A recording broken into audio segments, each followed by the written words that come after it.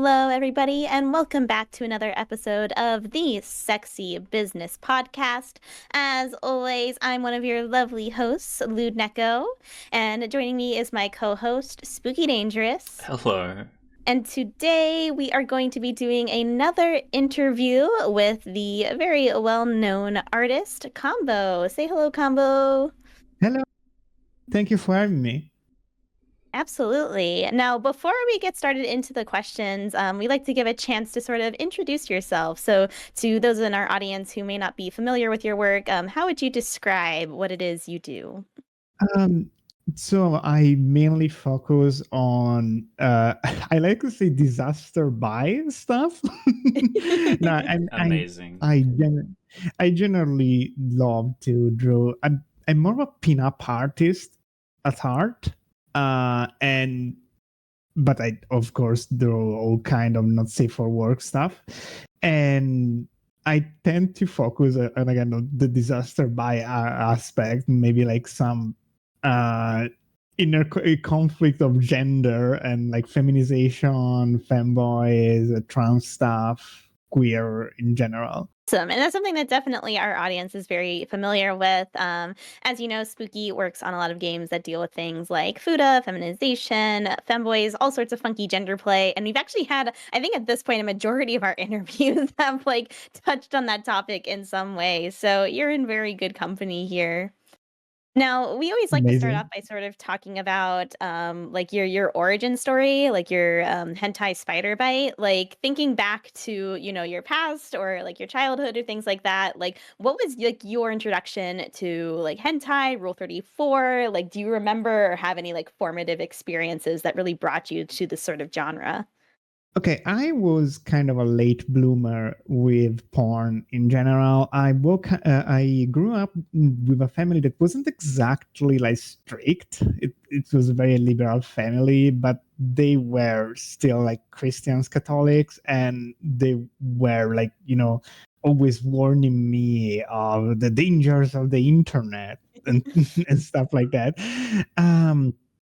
So it took me a while, for me it was like such a dangerous place, but I remember that at some point it started just by looking into pictures of video game characters or stuff, the odd DeviantArt pic would pop up that would catch my eye, and specifically since I was already interested in stuff like gender play, a lot of the stuff that would appeal to me weren't necessarily censored or like flagged as 18 plus and requiring subscriptions or stuff like that. So I started like exploring in the depths of DeviantArt, at least what was allowed to me without registering or anything. And after a while, this helped me discover that wait, a lot of the the things that make me feel nice are not scenes, are not weirdo stuff that no one else is feeling, and then it went on and it became part of me. I always remembered it stuck with me because like I was seeing an artist that did cross-dressing stuff. And at some point, I don't remember what question was posed to the artist, and like something like, "What do you think? What do you think people think of your stuff?" And the artist was like, "Well, I should hope they fap to them." Amazing. And I don't know, in my brain child, the idea of in my child brain, I mean, I was like 14 or 15 maybe, the idea, wait, people are open about the fact that they fap, they masturbate to this stuff, that they are excited about this stuff. It's not weird, it's not uncommon. So that was kind of revelatory to me. That's awesome. I think that's a really common experience for a lot of people who get into like erotic games or hentai or like fan fiction. Like part of my origin story was sort of like fujoshi communities. So like obsessing over Yes. gay men became a way that I explored like my sexuality and my gender and being like, oh, there are all of these other people who are also really freaking into this. So yeah, having that feeling of like, I'm not alone. And then, you in your case, you were able to also kind of make it part of your creative outlet. Yes. So just thinking about like your journey as an artist, was that something that like you were just doing all sorts of art like when you were a child, or was that also something that sort of developed later on? So I was always the artist kid. I learned to draw like maybe when I was 3 years old, 4 years old, like uh, and I remember I learned to draw for one thing and one thing only, which was dinosaurs. I knew And I love dinosaurs and animals, creatures of all kind. And I remember as a kid, I would like have a bunch of quote unquote imaginary friends. Like I knew they didn't exist, but like in my mind, I would make up, dinosaur friends that I would draw, and that helped me a lot to learn to draw way earlier than usual. And then this just became something that I did every time because I found school really boring, and because I have ADHD. I didn't know at the time. I discovered when I was 20 or plus that I have ADHD. But in order to survive school, I needed to scribble all the time. I needed to draw all the time. And so I became kind of good at drawing at an early age. And then the lewd part and more exploration of the human body in general came more when I entered my weeb phase at around 16. And so I started, doing the usual stuff, tracing manga pages. And since manga and anime are way more open about sexualization and gender expression compared to most American, at least children's media, that really fueled the flames for my eventual career. At what point did you kind of start like basically like uploading things and like sort of creating this like entire like brand around like a combo and like that sort of stuff? Yeah, that was like, honestly, a lot of times I was like, oh, I really need to change the name, but it's too late at this point because I started essentially on Tumblr. And on Mm, Tumblr, you didn't have a big name. Usually you would have yeah. like a title to your blog. And like I just randomly thought, oh, wait, here I draw fan art of video games. Uh, so like, combos and doodles. And I was I always made that account with the idea of gradually introducing the lewd stuff. Um, Mm. because I feel like there's always this perception of some people that, oh my god, this artist was so good when they do safe for work stuff, and then they fell into the not safe for work. But actually, a lot of the time, you want to do not safe for work, but you're not sure, especially when you are very like you're not super skilled yet. You're not sure how it will be received. You don't want to appear cringe, as the kids say. So you need, you check the water. You start, you start drawing normal stuff, and maybe at some point you draw a character that's a little bit more sexy, and you see how it goes, and there and there. Yeah, starting off with like a really big cleavage piece, and then you see all the numbers get really, really big, and you're like, okay, this is what I do Okay, now. yeah, exactly. I did want to ask though, because I think some of your pieces do have kind of a few signature notes to them.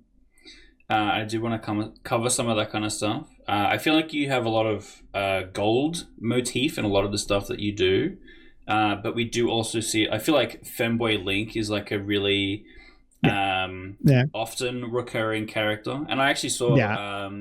I can't tell if it was a repost or a fresh one, but the Princess Peach and a character I don't recognize as well that went up today. But it all like The Shadow Queen one. yeah. And every time I see it, like way before I like see the title or anything like that, I recognize your work straight away. And I think that is really powerful, especially when it comes through the sea of like 1 million repost bots and having that kind of iconic intangibility to a piece. I think is really important. But I feel like it would be good value for you to kind of walk us through that, kind of talk about what's become your signature these days. Oh, I appreciate it because, like, to me, like, I've always been insecure about my style because I feel like I don't have that definite of a style. I always, see myself and compare myself to other artists, maybe, and some of which actively inspire me. Some Kajinmas or Rizros, but also others that are just happen to be other people that maybe have a completely different style and don't necessarily inspire me directly. And like I always feel like my style, I always has this idea that my style isn't recognizable. It's very, I like to say, sometimes they say muddy, like it's not striking. That's a huge insecurity of mine. So I'm glad you think so. But I guess this insecurity brings me, a fuel to always improve, to always find new form of appeals. But yeah, some stuff did stick. Absolutely, the gold. It wasn't intentional at first. Like I've always enjoyed gold. It wasn't after a while that I just noticed it. Wait, I draw a lot of gold. Just it's something I did. I like reflections. I like the warmth it gives. Even as a kid, I like gold looking stuff. And again, maybe it kind of connects to Zelda in a sense. Like it's fantasy. It's like the Zelda games has always the gold covers, Um so yeah, it kind of became a signature of mine, and I mostly just enjoy the process. So it's really good to add, because there's a lot of reflection and warmth, and it adds a lot of volume to a piece when done correctly. Yeah, absolutely.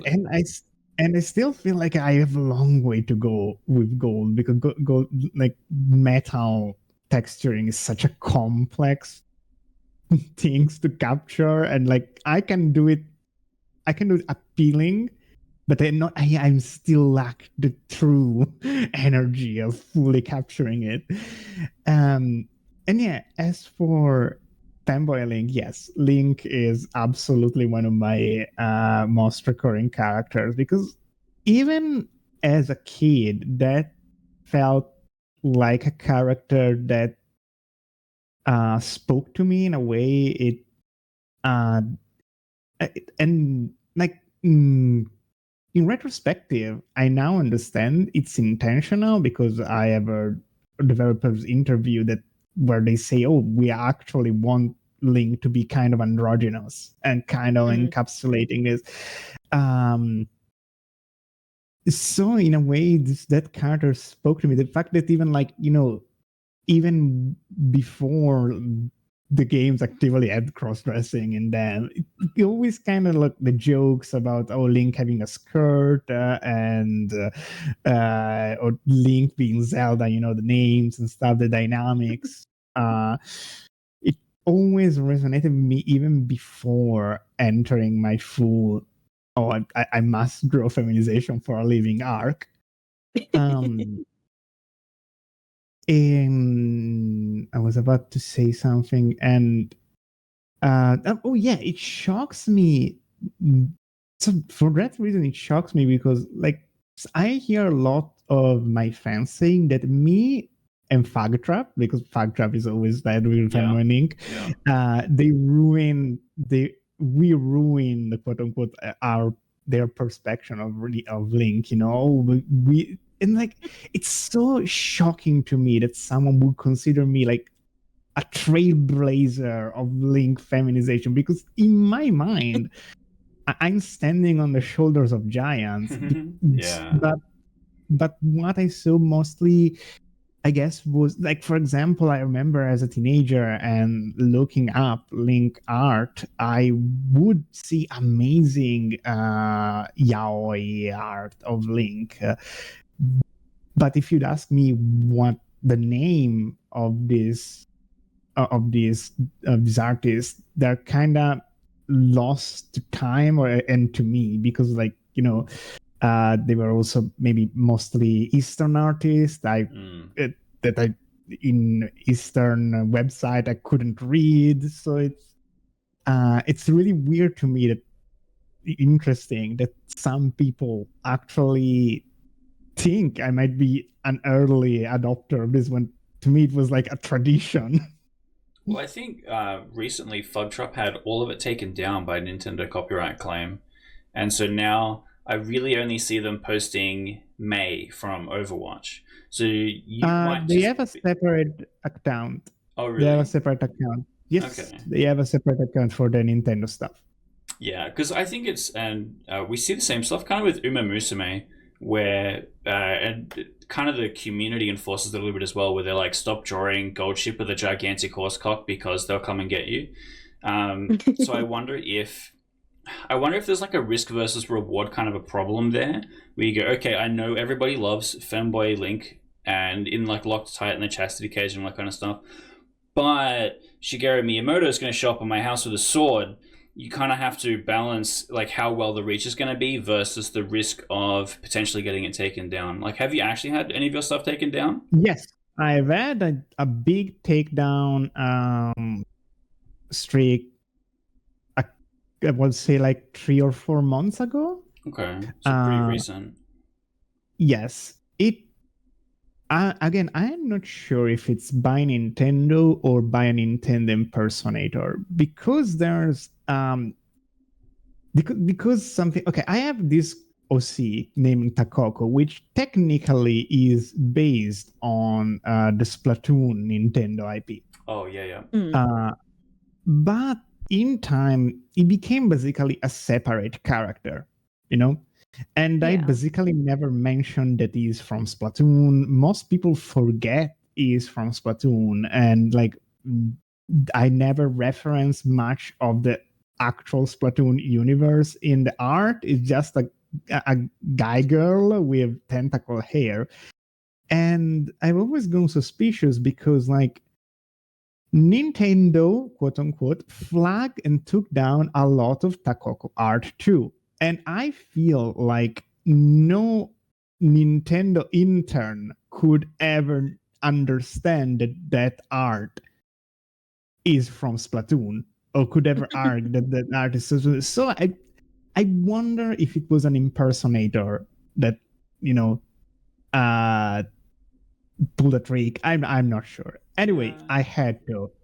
I had a lot of Nintendo themed and Takoko are taken down, but I gotta say, compared to a lot of people, I've either been really really lucky, but in general, I didn't have a lot of trouble with stuff like that. Yes, it sucked that a bunch of my art got taken down, but like I'm gradually reposting it, and that's it. The scary things, of course, would be more of like results on like something affecting Patreon or like my actual income. But so far in my whole life, I basically never had any issues with Patreon. I think they like changed the rules at once, and like they flagged a couple of my art as being, maybe a little bit fringe cases, like, oh, this is a little bit non-con, and so I removed it. But like other than that, so far I've been really fortunate about it, because I know it's a I mean, that's the risk when you do not safe for work stuff. Yeah. You know, there's always a Damocles sword on your head that could fall at any moment, and Yeah. that sucks. We have the same worry. We've had exactly one Patreon takedown, and that was because we had banner art that had titties in it. And look, they don't specifically say until recently that wasn't a thing you could do. So they're basically like, look, your thing is shut down until you change this one image. And we're like, okay. And then they fixed it and it was fine. But since then, all of our game updates that we do, we don't put anything not safe for work in it. And so like the update thumbnail or whatever will be completely safe for work. And then they would have to actually play the games to know that we're actually doing this crazy forced feminization kind of game content, which I don't think they're going to do, right? So I'm not super worried about our Patreon being taken down, but it like you said, sort of Damocles, we always are kind of worried about this kind of action. And because they're changing the terms of services and stuff all the time, moving the goalposts and saying, look, you can't do anything that's with furries anymore, you're not allowed to be a cat girl on the internet or you get shot. And especially with some of the anti-trans rhetoric that we have coming out of the United States and seeing our brothers and sisters overseas getting hunted down all the time for this kind of stuff, it doesn't feel like we're ever really that far away from them being like, okay, feminization, cross-dressing, anything like that is now illegal, and then all of our accounts get shut down. So that's kind of stuff that we're worrying about, and also kind of like we love platforming people that do make that kind of content on the show, because in the same way that you kind of had your spider bite, seeing other people doing it on DeviantArt and being like, wow, that's cool that other people are doing this, and that makes it feel more okay for you. We want our viewers to kind of have that same experience where not only is it cool that this kind of content exists, but also the people making it are cool, and we're cool for talking about it so casually and being excited about it, and and having people like you who are quite prolific in the field to come on and talk about this kind of stuff. Yeah, it's these are trying times for multiple reasons. Like they're very much obvious political problems that maybe let's not dwell too much into it. For another time. Yeah. Mixed in with general apathy versus art creation due to AI and other stuff. So yeah, it feels like a terrible cocktail of you could lose your job at any moment. And that sucks for me, but what worries me more is that it sucks for smaller creator that now there's a big sense of among big artists of never trust a good artist that made a Twitter after 2023 or something because because of AI. So yeah, it's really bad that the newer generations of artists are gonna face both neo-Puritanism from one side and disrespect of the act of creation on the other. Yeah, there's lots of things that newer artists are having to face, because I also was initially a Tumblr girly, so it was such a different culture on Tumblr specifically, because you were right when you talked earlier about how on Tumblr, if you got famous, it didn't really mean anything. It's we didn't typically talk about people that way. You kind of had your artists that you knew, but it was very fandom focused, and it was a lot less toxic, I think, compared to some other social media sites. It was toxic in its own ways in terms of political discourse. Yes. But the algorithm wasn't as much of a thing on Tumblr. You followed who you followed, and you weren't getting random posts basically just forced onto your feed back then. And that's a lot of what we have to deal with now, is that one, you're getting these random posts from accounts you don't follow, oftentimes that contain things you don't like, whether that's just hentai or certain kinks you don't like, or certain politics you don't like. But inversely, some of the times you are following someone and then you never see their art because again, how the algorithm works. And so can you tell us a little bit about what your experience has been trying to sort of navigate Twitter /X /whatever, the algorithms and all of that stuff? It's so maddening. absolutely everything is old wives' tale. Don't post link. No, post links or post QR codes. No, post after the links in the first comment. You must do not retweet. No, retweet more. Like it's I think the best advice I got is probably the origin of all these old wives' tales is that the algorithm rewards consistency.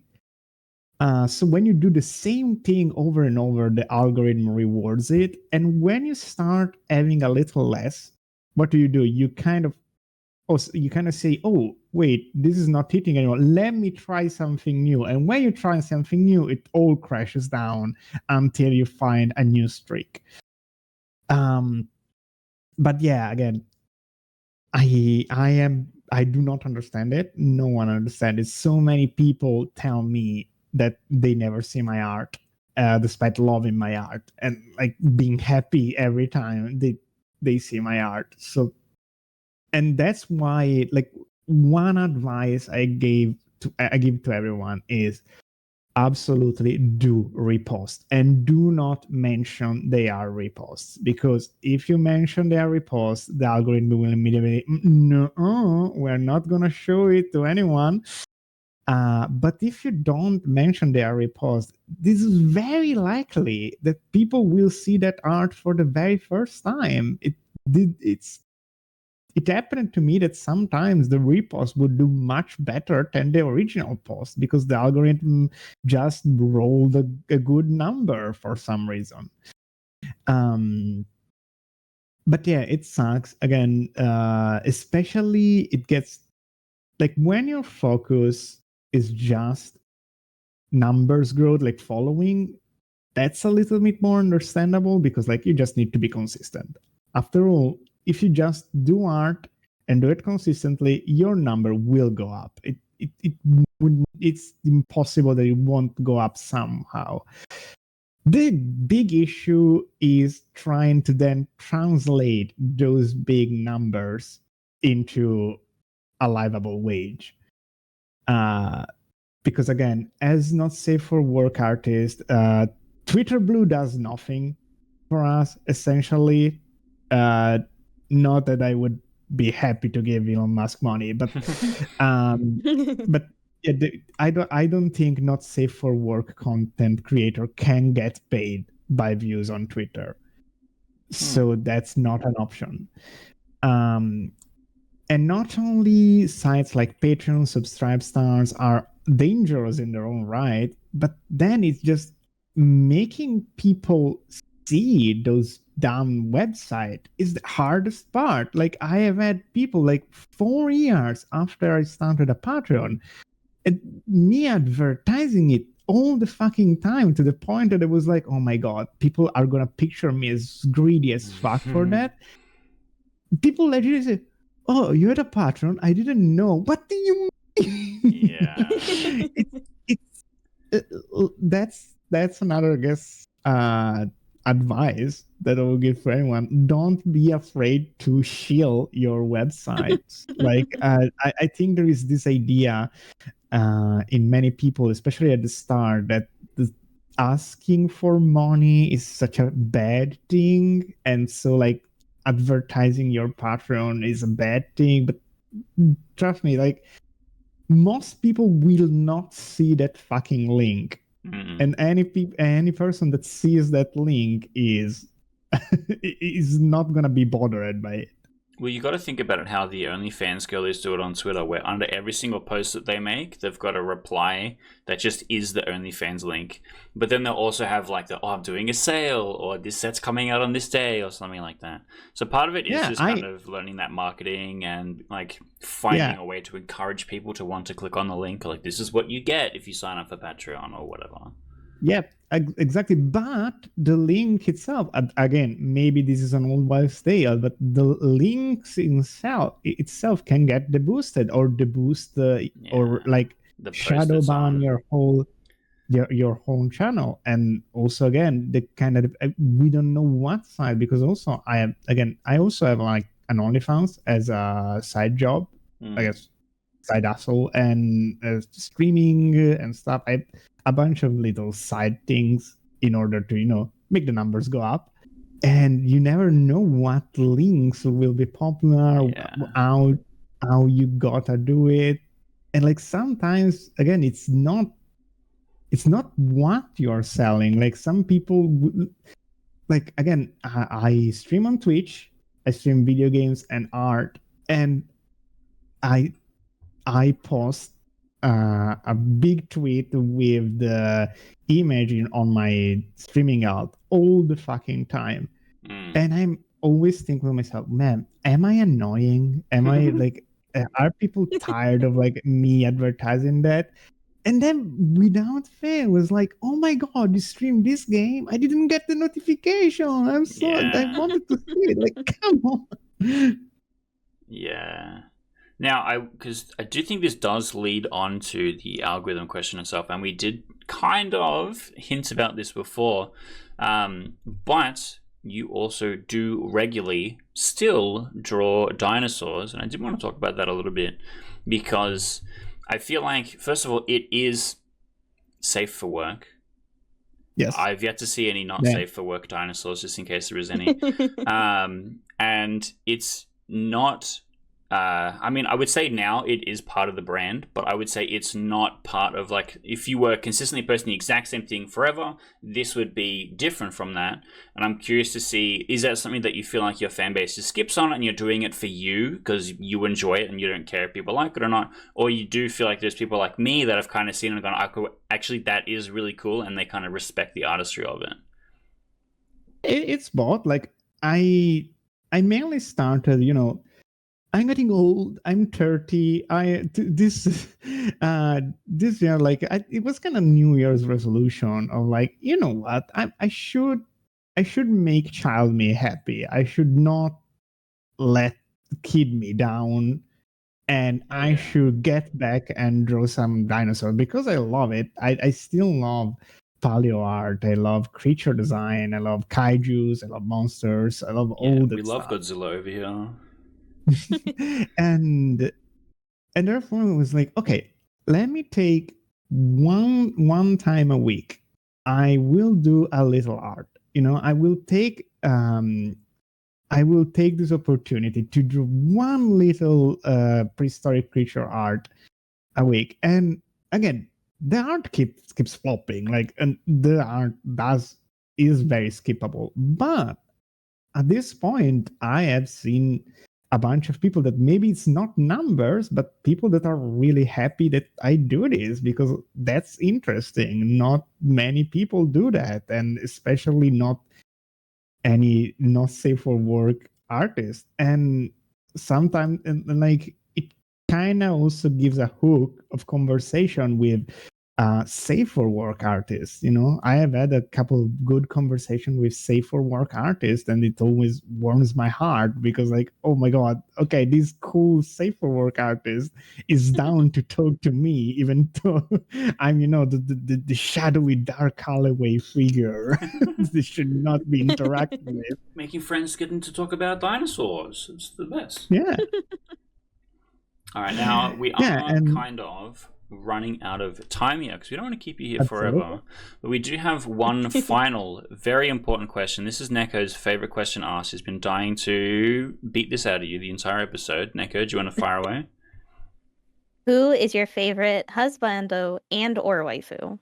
Or both? Okay, husbando is a clear answer, is Link. Yeah, look, I could have guessed.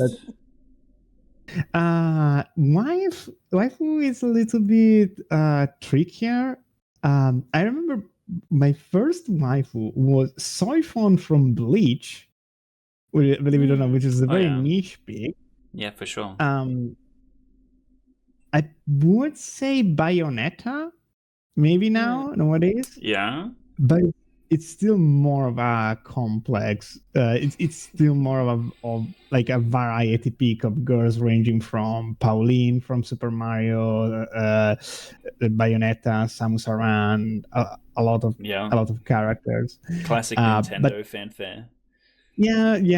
I'm a Nintendrone. I tried escaping the Nintendroneness Look, when I when was PlayStation starts making some good waifus, I'll start jacking it to them, and until that happens,